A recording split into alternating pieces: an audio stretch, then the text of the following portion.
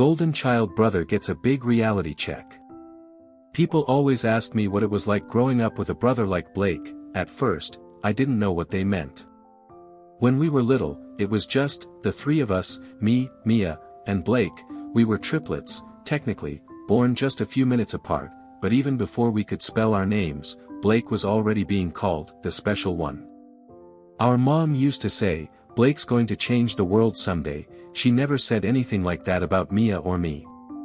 We were just there, useful, supportive, expected to be quiet when Blake had a meltdown, to give him the front seat on car rides, to share our toys even when he broke them. When we got older, things didn't improve, they got worse. Blake didn't just take up space in the house, he dominated it. He was the loudest, the most dramatic, the one who'd throw tantrums if dinner wasn't exactly what he wanted or if Mia got more attention than him for something she actually earned. He mocked her weight, made fun of her acne, and once told me I'd never get a girlfriend because I was, basically furniture. That one stuck with me more than I'd like to admit. We tried standing up for ourselves, it didn't matter. Mom would shut it down. "He's just teasing," she'd say, "don't be so sensitive." Dad was barely around, working late, always tired, always telling us to work it out yourselves, but that never worked, because Blake never had to work anything out. He got what he wanted, every time. When we turned 16, Mom gave Blake a brand new car, a red Mustang.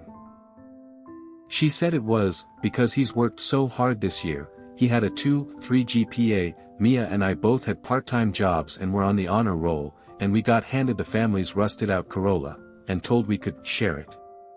Mia cried that night. I remember her saying, "Why does he get everything?" I didn't have an answer then, I still don't. By the time we graduated, Mia and I had scholarships to solid schools. I studied systems engineering, she went into psychology. Blake barely scraped by with a diploma, but Mom pulled strings and got him into an expensive out-of-state college. She bragged about it for weeks, like he'd been accepted into Harvard. "He's just not a traditional learner," she'd say, "he's got vision." That vision turned out to be frat parties, skipped classes, and paying someone to write his papers. He got kicked out in his second year for plagiarism, came home acting like